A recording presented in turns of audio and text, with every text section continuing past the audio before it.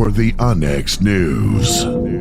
Extraterrestrials, time anomalies, dimensions, remote viewing, UFOs, UAPs, and USOs, ghostly encounters, abductions, Bigfoot, and more. Your end of the week news source for everything unexplained.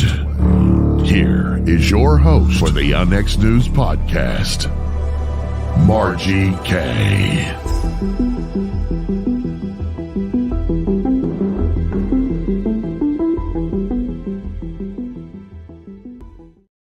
Good evening and welcome to UNX News. We're here every Friday at 6 p.m. Central, 7 p.m. Eastern. So glad you could join me this evening because we have a really good show for you tonight. I do want to remind you to go to unxnetwork.com and get your free subscription, and you will get a free digital issue of UNX magazine. You can also buy one in print if you want. And big announcement, UNX magazine is now going from a quarterly magazine to a monthly magazine because we have a lot of content and now we have a lot of good writers. And I know that you'll love it if you haven't seen it already.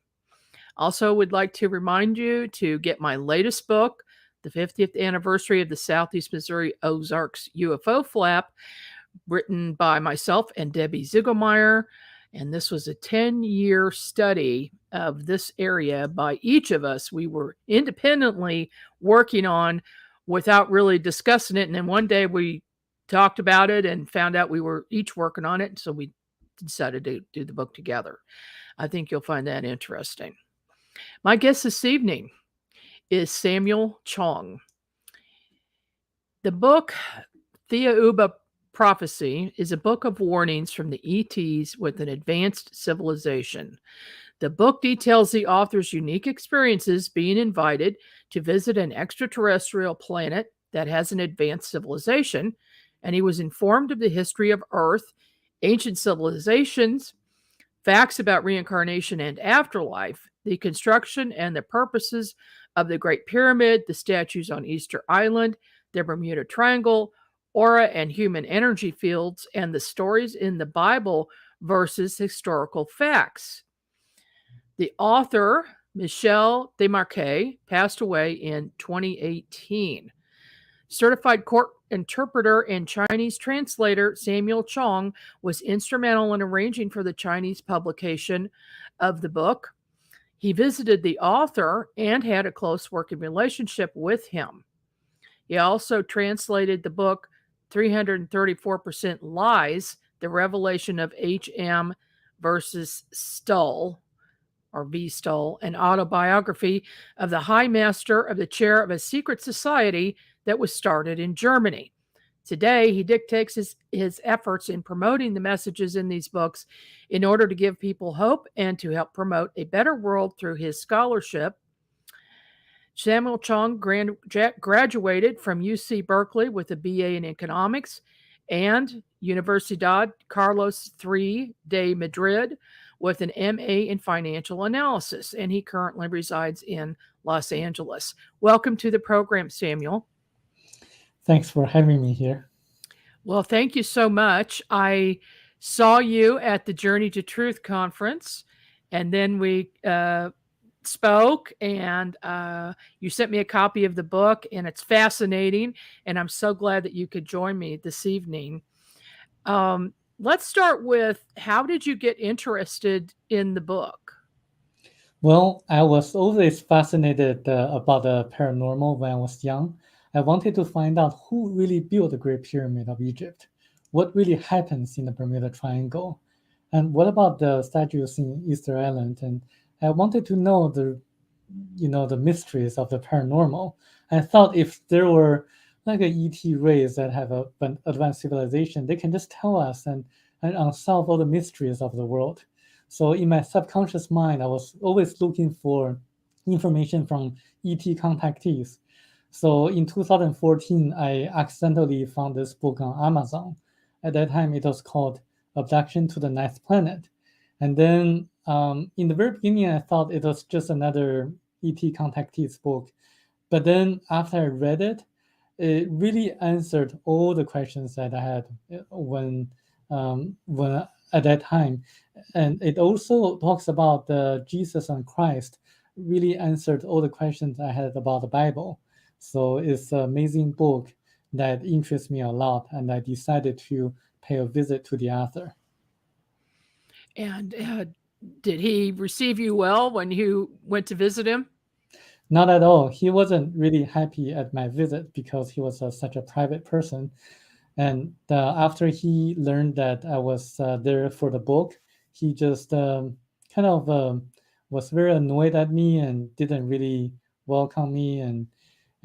But then he thought I was able to help him to follow up with a contract that he signed with a Chinese contractor, like a Chinese publisher.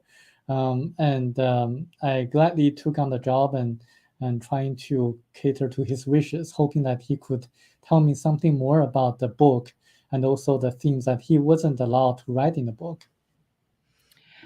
Did the author give you any kind of an idea of how he got the idea to write this book? Well, he actually wrote a book documenting his personal experiences of being taken to this kind of like a paradise, a planet of heavenly like planet. He calls the planet the Thiaoouba for 9 days. He spent 9 days there and then came back, in which he was told a lot of the things that happening around us, and also have real life implications and practical values to all of us today. Did you have any reason not to believe that that really happened to him? I didn't have any reason not to believe him because, I'm a very practical person and grounded person. I like to have proof and facts that can be verified, specific verifiable facts. And in his book, there are a lot of specific verifiable facts that I later kind of proved that everything turned out to be true. For example, the book was written in 1993. There was no internet back then, and the author, Michel Desmarquet, didn't know how to use computers. And it talks about the tomb of Jesus Christ in Shingo Village, Japan. No one knew about that back then, and very few people know about that today. So Right. I checked that out, and that turned out to be true. There is a tomb of Jesus Christ in Japan. Oh my goodness. Well, yeah, I hadn't heard that myself. So the author was a French Australian landscaper. Did he have any degrees? Did he have college education? Not at all. He didn't have any college education. He was just a farmer, a landscaper in Australia. And even though he read some books, but he didn't know how to use a mobile phone. He used a landline phone, and he used his Vietnamese niece to send emails. He didn't know how to type. He didn't know how to use technology. Mm-hmm. Well, that just lends more credibility to the case, doesn't it? Because they wouldn't have been able to look all this stuff up and see what other people were saying. Well, let's start with the tomb of Jesus in Japan. Golly, what's the story behind that? Well, according to this book, there are two beings, one Jesus, one Christ.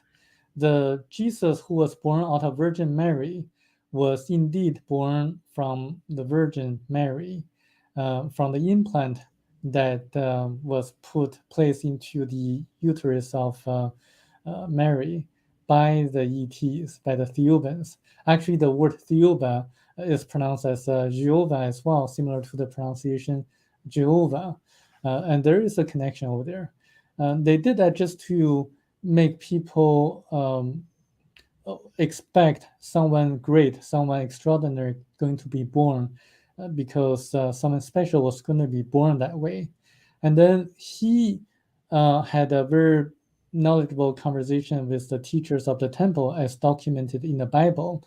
And he later went to India. So that's why some people say that Jesus went to India and died in Japan. So there's a tomb over there. but he couldn't perform miracles. So in the Bible, there's no record of Jesus performing miracles before the age of 30. Right. Christ, yes. Christ, on the other hand, is another being actually sent by the ETs to preach about spirituality and love, and also reincarnation. He died on the cross and resurrected 3 days after, just to show people that there is life after death and there is reincarnation. But we all know that the concept of reincarnation was later removed from the Bible by the Catholic Church councils. Yes. Yeah. They took a lot of things out. Like to see that all put back in. Yes. Interesting. Explain what happened during the Exodus where Moses crossed the Sea of Reeds and not the Red Sea? Not the Red Sea, but the Sea of Reeds. Yeah, there are a lot of people who found the evidence that it's actually the Sea of Reeds that Moses crossed, not the Red Sea. What happened was that Moses led the Hebrews out of Egypt because of the rules of the pharaohs were really causing a lot of spiritual downfall for the Hebrews. So the Thiaoubans, the Jehovahans, they wanted the Hebrews to be liberated, and they chose Moses to do the work. So it's the Thiaoubans, the ETs, that parted the Sea of Reeds and led Moses leading the Hebrews out of Egypt. And it was the ETs who gave the manas to the Hebrews to eat. And there's a very detailed description in the book Thiaoouba Prophecy, detailing how everything went during the Exodus as recorded in the Bible. You're on mute. The manna was some kind of a food, correct? Yes, it was a food, like a whitish, compactable food. Is made of oats and also wheat, very nutritious, but it rots after 24 hours. So they have to eat during, like, right after, and not to delay the process. Okay. What are the needles that were sent to space in the 1960s? So Michel Desmarquet asked the Thiaoubans, after I read this book, do you know that no one is going to believe me even if I get a book published? And they responded by saying that for the people who are dubious, who are skeptical, you can ask them to check out the project Westford, the hundreds of millions of needles that the US government sent into space. And I later checked that out. It's the project Westford during the 1960s that the US government was trying to improve the telecommunication signals in space. And so that they sent millions, hundreds of millions of copper needles, very small, very thin needles, into space. And the project failed, actually. And it's said in the book that the project failed because the ETs collected the copper needles from space, believing that the needles would be harmful to the people on Earth. So that's why they did it. And so people who are skeptical can look it up, Project Westford. Well, that's the most bizarre thing I've ever heard. I'd never heard of that one. Yeah, and I will look it up. Goodness. What about the mysterious disappearance of Charles Ashmore? I guess he explains the Bermuda Triangle and possibly other similar missing 411 cases. Yes. So in the beginning of the book, it talks about a case in which Michel Desmarquet was told that in the 1800s, there was a guy who suddenly vanished when he tried to get some water out of a well in his backyard. It was snowing, and the footsteps disappeared in the middle of nowhere. So what happened was that, according to Michel Desmarquet's mentor, the ET named Tao, that there are parallel universe portals or warps in certain areas on Earth that can suck people or ships or planes into the parallel universe when they're close to that area. So that's the case of Charles Ashmore, and also a few other cases as documented by David Paulides, of the missing 411 cases. And I think it explains a lot of those missing 411 cases because people just suddenly vanish. And then when their corpses are found, they're normally located far away, so far away that they couldn't have possibly walked into such a long distance in such a short time. So they must have been sucked into a parallel universe. And also, if you read the books of David Plaides, the cases frequently appear in national parks in the US and Canada, and where they're in locations of high altitude. So the portals or orbs of parallel universes, they are mostly like ribbons or spheres floating around in different locations. And they're frequently in high altitude places. So I think that makes a logical sense to me that there are parallel universes that suck people in.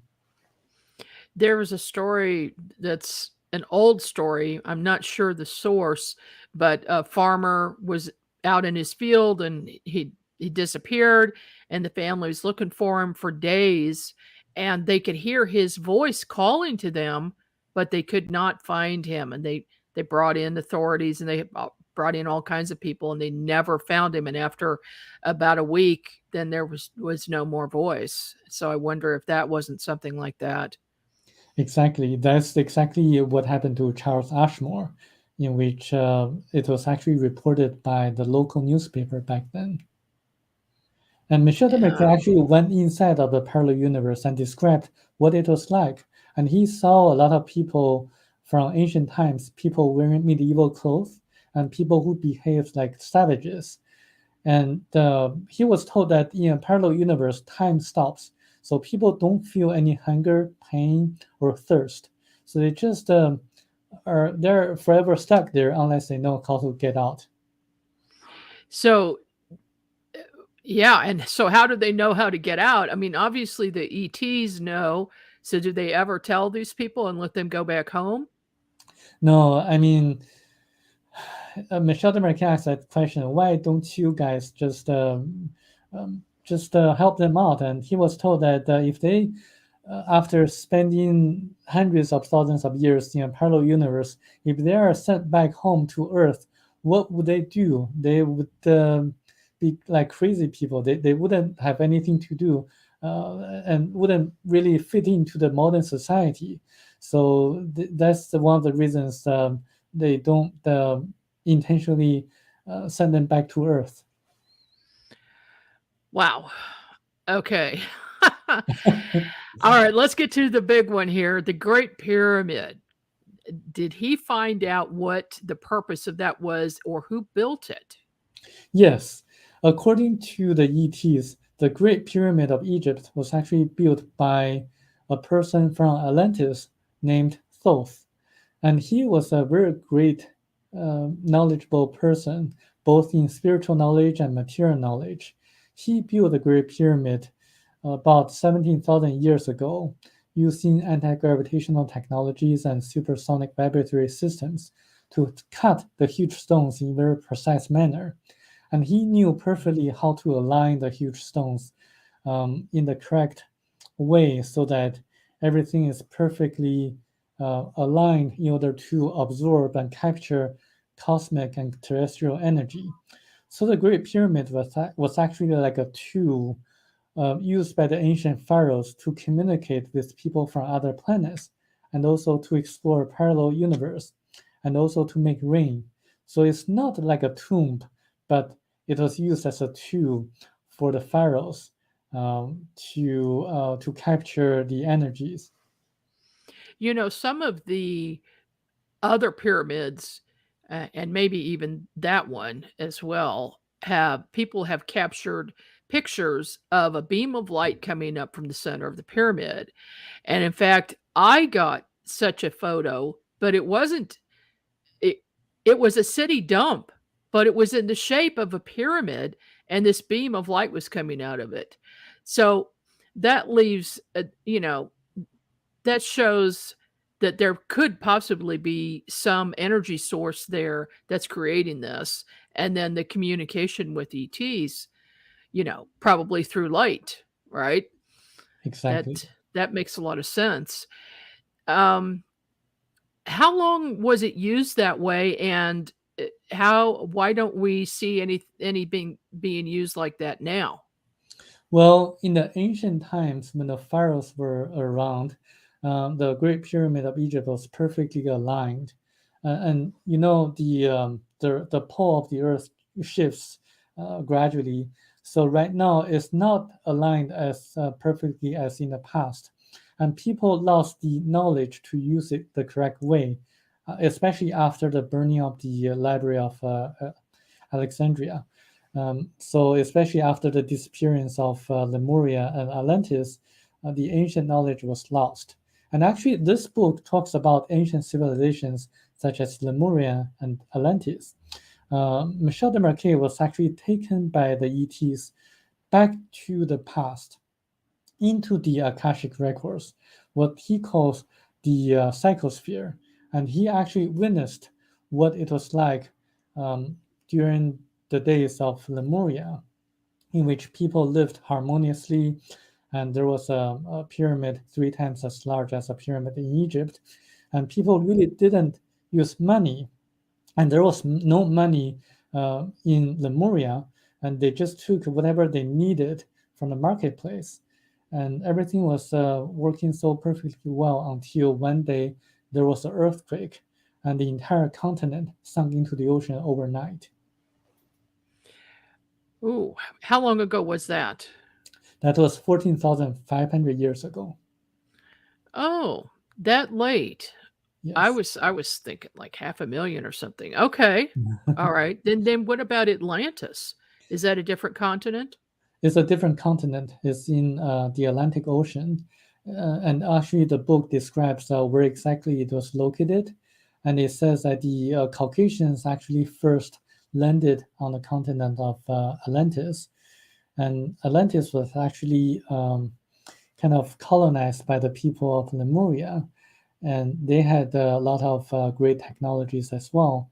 And it was Thoth, who was originally from Atlantis, who built the Great Pyramid of Egypt in a 9-year period of time. And the book is very interesting because it tells a lot of the histories of Earth and where the people came from originally, like the black people, the yellow people, the Caucasians, and the Jewish people. It's Mhm. very interesting how the book talks about where black people and yellow people came from about 1.35 million years ago, how the Caucasians came afterwards, how the Jewish people came about 12,000 years ago from a different planet. So we are all like from different planets, Mhm. and it's just that we all happen to land on Earth. And the Lemurians originally came from a planet called Arimo X3 back 200,000 years ago.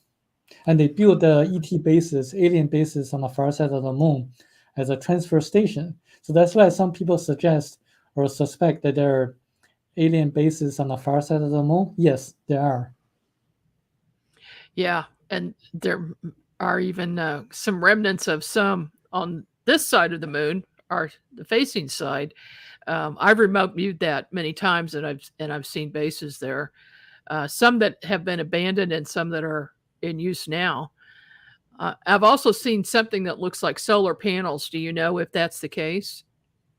Well, he wasn't very specific about what was on the far side of the moon. And it just talks about why they built the ET bases on the far side of the moon because they encountered Chinese people um, at that time, 250,000 years ago, and they had a small war. And being highly spiritual people, they didn't want to fight against the Chinese.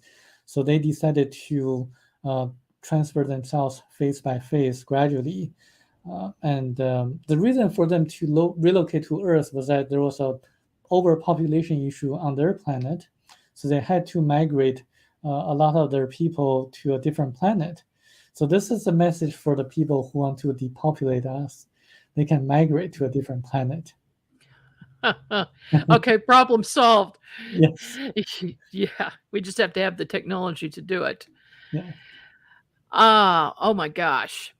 I've got so much I want to ask you, But we are up on a break in just a couple of minutes here, a couple of seconds.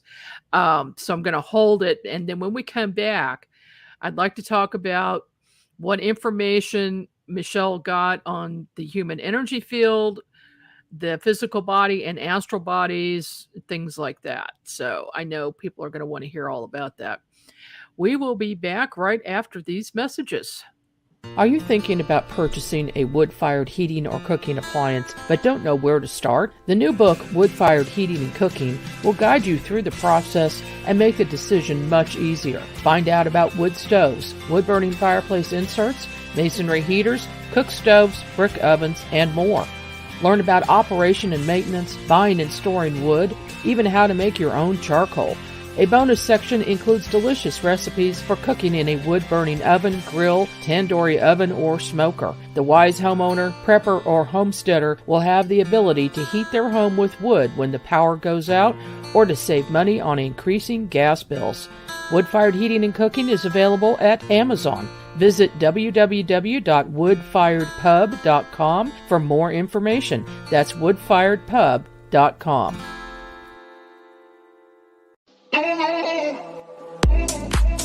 This is Margie Kay inviting you to check out the latest edition of Onyx News Magazine with thought-provoking articles about UFOs, extraterrestrials, cryptids, consciousness, and amazing photos of anomalous objects and more. And there's always a feature article by our managing editor, Lee Spiegel. Get a free digital issue with your free subscription to the Onyx Network, or get a printed copy with your X Club Gold subscription in the U.S. Visit onyxnetwork.com to see details. That's onyxnetwork.com.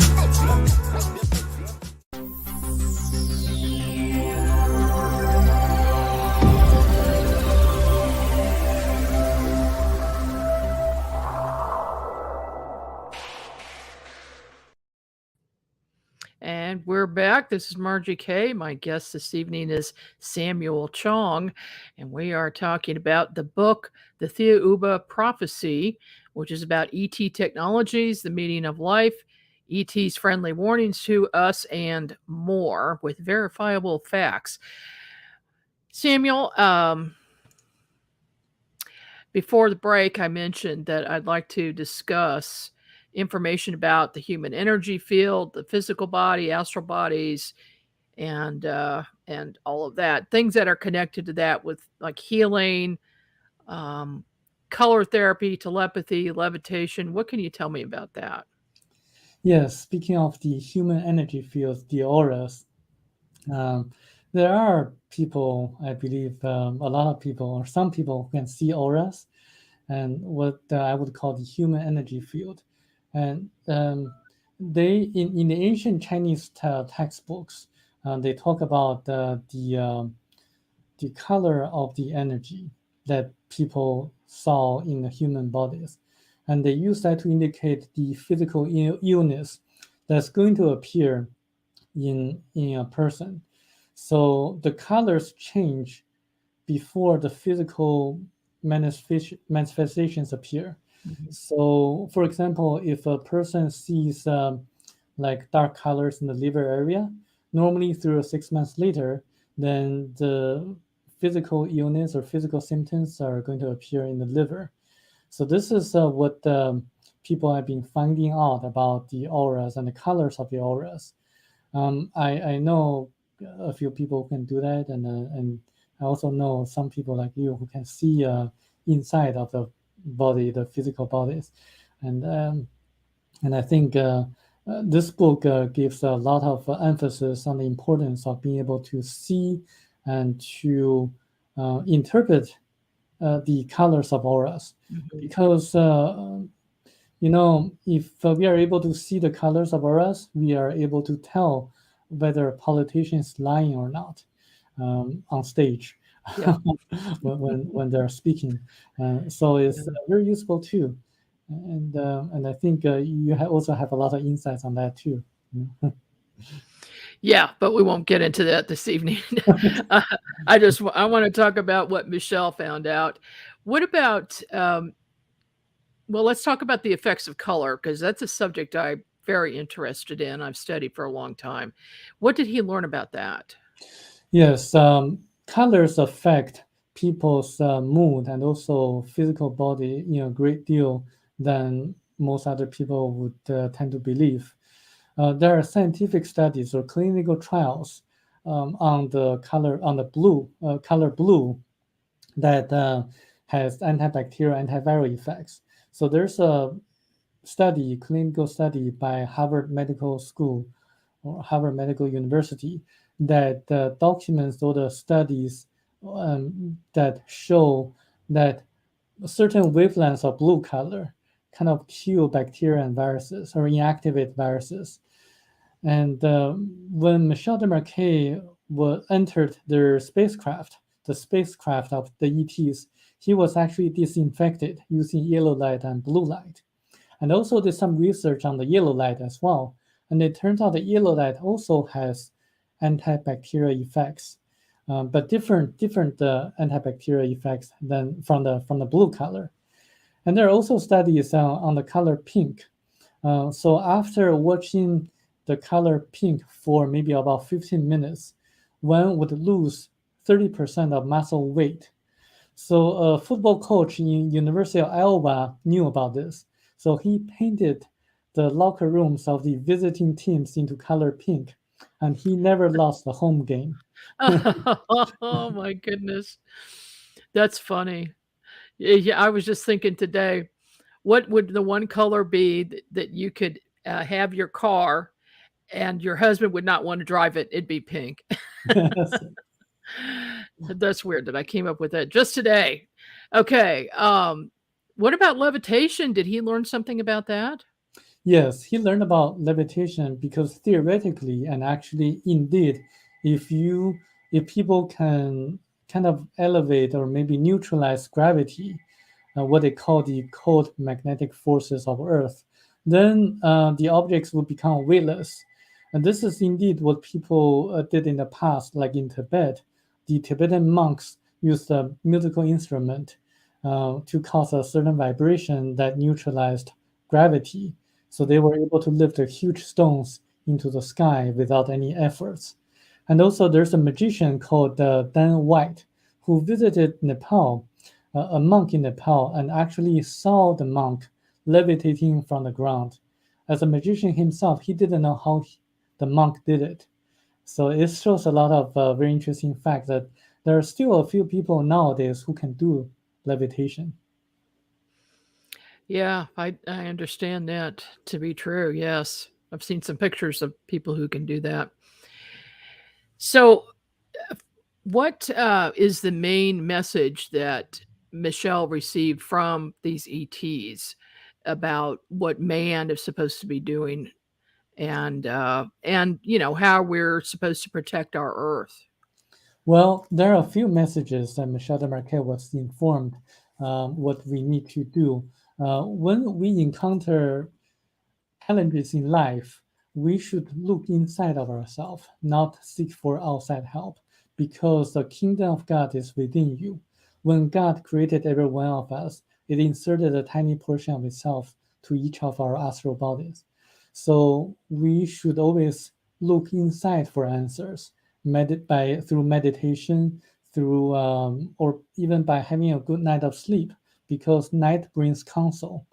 And the next day, the next morning, you're going to receive answers if the answers are good for your spiritual growth, not for the material growth, but spiritual growth. So this is one message. And the other is that we are also at a critical moment of time in the history of mankind in which we have to make the right decision to follow the spiritual path and not to be enslaved in a materialistic system in which certain people have been using technologies to kind of enslave the mass, the people. And we need to really look around of what's happening around us and to have independent thinking and to rise up against tyranny and to really use collective consciousness to work together and through nonviolent resistance to make the future a better world. Do you think technology is going to destroy us? If we use it incorrectly, they are saying that we should use technology to assist with our spiritual development and not our materialistic development. Mm-hmm. Well, man is certainly materialistic.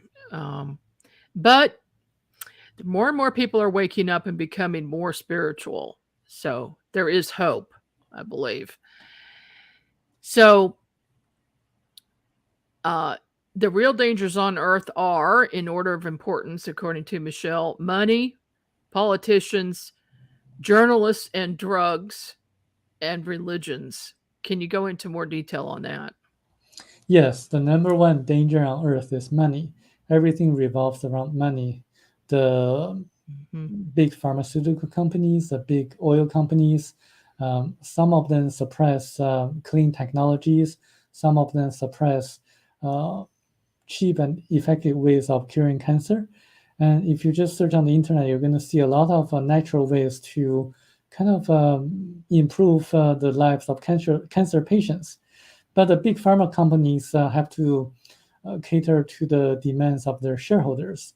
And if you are the CEO of a big pharmaceutical company, if you know a way to cure cancer, very inexpensive way of doing that, would you want to suppress it or would you want to promote it to the public?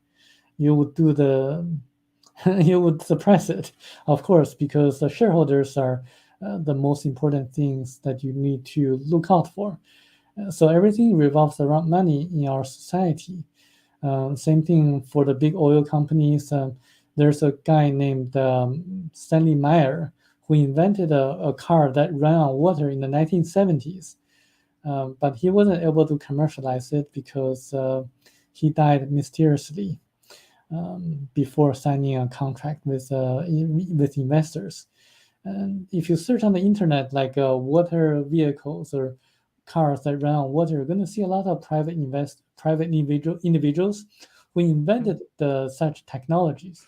What they did was that they found out the right frequency or vibrational frequency that breaks up the covalent bond between oxygen and hydrogen atoms so that water molecules can be broken in a very efficient way. And this is how they did it. But what they don't know is that if they try to commercialize it or try to profit from it by applying a patent, the patent is going to get rejected and they're going to either be bought off by certain companies or they're going to be silenced in one way or another. So they need to really find a way to be more altruistic and to promote the technologies immediately. There are some who are out there who try to promote this type of technology. One of my professors knew another professor who invented a car that ran on water. And one day he was just gone and his computers were gone out of his house and his wife doesn't know what happened to him. So, yeah, we can't have that kind of competition because the world revolves around money. What about Sodom and Gomorrah? Why were they destroyed? Well, the Bible, the Old Testament of the Bible only tells a partial story. It talks about sodomy, but that's not the only reason. What happens if you do additional research on the Jewish texts, the ancient Jewish texts, you're going to find out that the people in the two cities in the past were so evil and they punished the people who were compassionate, like a girl who was trying to help a poor person by giving that person food, and the girl was punished very severely by the people in the two cities. So the people in the two cities were just like cancer cells. They were spreading the malignant cells to the people who got in touch with them. So the two cities had to be taken out, just like a malignant tumor in the body had to be removed by surgery. So that's what the ETs did. The Theobans saw not a single person was righteous in the two cities, and they kind of decimated the two cities. And this is the reason why the two cities were kind of destroyed. Do you know how that was done? Was it nuclear?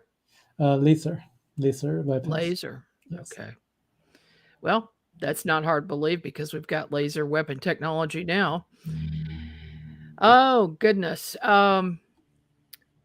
It's absurd that a group of financiers comprising perhaps 1,000 individuals can decide the fate of others. Such a group has well and truly stifled the business of the hydrogen motor so that it is no longer mentioned.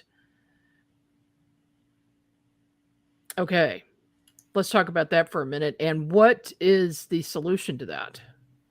The solution is collective efforts through nonviolent resistance. Because if you talk to some of the top leaders, they're not going to listen to you because they only focus on power, wealth, and prestige. They're not going to listen to just a few individuals. What needs to be done is we need to act collectively through nonviolent resistance, just like what Gandhi did in India and what Martin Luther King did a few decades ago. Mm-hmm. And it's only through collective efforts that the financiers are going to back down. If you really think about it, it's true that we are actually enslaved by the financial system, by the financiers. And the financiers rely and depend on us to work for them in order for them to to be profitable. So if we stop working for them collectively, they have to cater to our demands. And this is what happens actually on different planets, in which it only took 4 people who preached about spirituality and love and caused the government to back down. What happened was that even though the 4 people were killed by the government, the soldiers, 6 months later, the entire country woke up and people acted together. The police joined the force, and the nurses and the doctors joined the force, and everyone worked together and formed like a strike.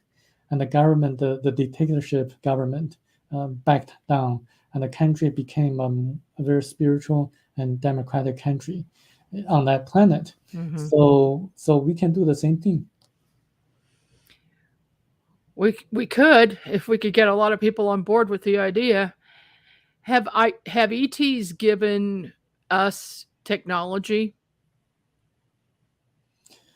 Well, they kind of helped us throughout history by providing us with directions and guidance.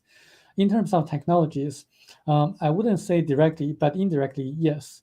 Well, they helped the U.S. government to develop the atomic bomb earlier than Germany during World War II, because they sided with the government that was more sincere for the people at that time.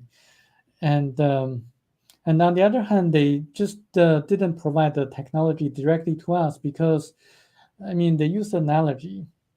If you are the parent of a child who is trying to learn a concept, you just wouldn't, or trying to solve a mathematical problem, you just wouldn't give the solution to the child directly. you would try explain the concept and try to guide your son or daughter so that he or she can solve the problem on his or her own. I mean, this is the way to learn. We are living on Earth for the purpose of learning and constantly learning and gaining spiritual lessons. If we obtain the knowledge and technologies directly from the ETs, then we don't have the ability to go through the process of the learning process. Then we have to probably do everything again. I think Daniel Sheehan, attorney that used to work for the Disclosure Project with Dr. Stephen Greer, used a very interesting example of butterfly, a rare species of butterfly.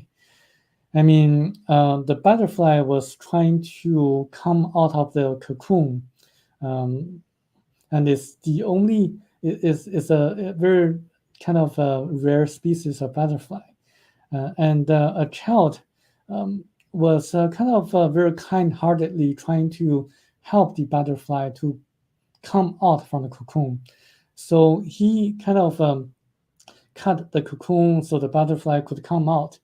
And the butterfly came out, except for one thing. It just couldn't fly because the butterfly had to go through the struggling process by itself in order to be able to fly.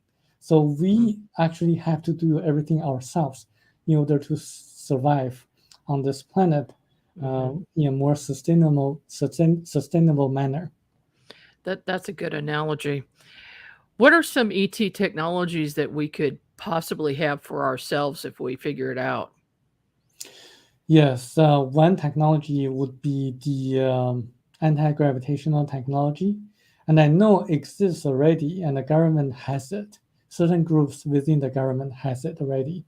So it's just a matter of commercializing it and having everyone to have the knowledge to know how to use such technology, and it can make everything work much more easily, and it can reduce a lot of pollutions on Earth. And the other technology would be using colors to replace a lot of the medicines. And actually, there's a clinical study on the effects of migraines of green color. It's so effective that the participants in the study wanted to get the LED green lights from the organizers of the clinical study, and because it's so effective and so inexpensive, people can just use the green color to cure and to treat their migraines or headaches. So color therapy was actually very popular in the US in the 1920s, but afterwards the FDA cracked down on the therapies because the pharmaceutical companies wanted to promote antibiotics. You're on mute. I muted because I had a large truck go by. I knew a woman who had an original color therapy machine from the 1920s. It was called a chroma therapy machine. And boy, wouldn't I like to get my hands on something like that. But yeah, that is becoming a little more popular. People are becoming more aware of it, and they're creating color therapy devices. What about 3D music produced from sounds of nature?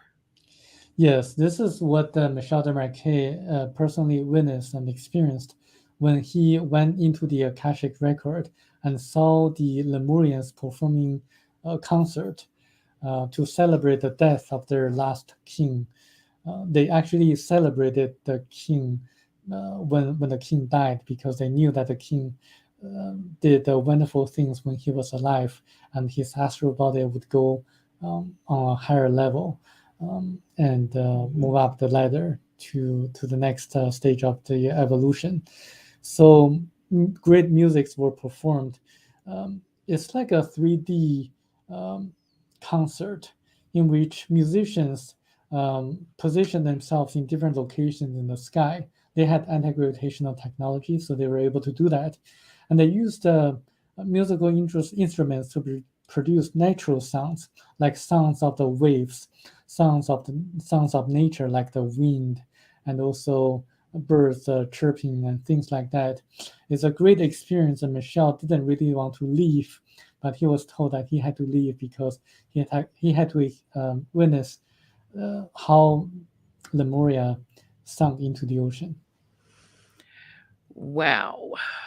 That is fascinating. That's absolutely fascinating. What are some other, we've got about 5 minutes left. What is something that you really want to get out there about this book? This book gives a lot of practical information that people can benefit in their daily lives. So different from other books by ET contactees, which only talk about their experiences, this book gives advice for people on Earth. A lot of people who were trying to commit suicide after reading this book decided to really take on the challenge in their lives and to continue the journey, continue the learning experience. So each life gives a very valuable opportunity for us to learn, to grow spiritually. And it also talks about the reincarnation. So we evolve through what we learn and what we accumulate in each lifetime. And after we finish this lifetime, we evolve and journey on to the next lifetime. So this is the reincarnation process. So if we really focus on the teachings of Christ, the New Testament, the four Gospels, what Christ taught, we could really, and also follow nature, the natural path, we could evolve more in a more rapid manner, faster, and to move up to the ladder to a higher category of planet. There are a total of 9 different categories of planets in the universe. We are on category 1, and the Thiaoubans are on category 9 planet. So we can move up to the ladder, and we can actually join the ether, the creator of the universe, or some people would call the God. And that's also possible as well when we are purified enough. Mm-hmm. So is that an individual thing or a planetary thing? It's an individual thing, but collective consciousness also helps as well. So it's both individual and collective. Did the ETs give any indication that we are moving into fifth dimension right now? Well, this is the purpose of the book is to send us warnings from them. It really depends how we act, how we respond to the challenges like the artificial intelligence and chat GPT and things like that, because those are very dangerous to us, because a lot of people, if they rely on the technologies, they won't be able to think independently. They're more prone to the influence of certain special interest groups. So it really depends how we respond to such challenges in our lifetime. So the future is changeable. It really depends how we act together. Are the ETs allowed to interfere with us in any way or help us out? Indirectly, but not directly yet, because they are not allowed to intervene directly, for example, by killing Hitler, so that World War II wouldn't have happened. They are not allowed to do that. They respect individual freedom of decisions. Mm-hmm. So we have our kind of individual liberty, freedoms of thought, freedoms of making decisions, freedoms of choices, different choices. So they're not going to intervene by eliminating the bad guys, but they're able to direct us or mentor us by giving us assistance indirectly. Did Michelle give any indication that the ETs shut down nuclear facilities, which they've been doing for years off and on, and apparently did it again last week? Well, he wasn't told about that, but certainly the ETs have been living among us and observing us and trying to assist when it is absolutely necessary. So they intervened during World War II. They intervened by removing the needles from our space. And they intervened in the ancient past by destroying the two cities, Sodom and Gomorrah, by sending Moses to us, leading the Hebrews out of Egypt, by sending Jesus and Christ to us, also by kind of sending dreams to some of the leaders of our government. So it's government politicians or leaders. So they have been watching us and helping us. Well, Michelle, this is Michelle. I've got him on my mind. Samuel, this has been absolutely fascinating. Thank you for covering the book. How can people get a hold of it? Well, they can search the title of the book on Amazon and find a physical copy or e-copy. And this book, reading this book is the best investment I ever made in my entire life. Remember, I studied economics and also financial analysis. So I know a lot about investments. So this is the best investment you're going to be making in your entire life because it contains so much knowledge that can bring practical values to your life. Well, I can't wait to finish reading it. And thank you so much for contacting me and introducing me to that. And we'll be in touch in the future. Thank you. All right, everybody. Thank you for joining me this evening, and I'll see you here again next week.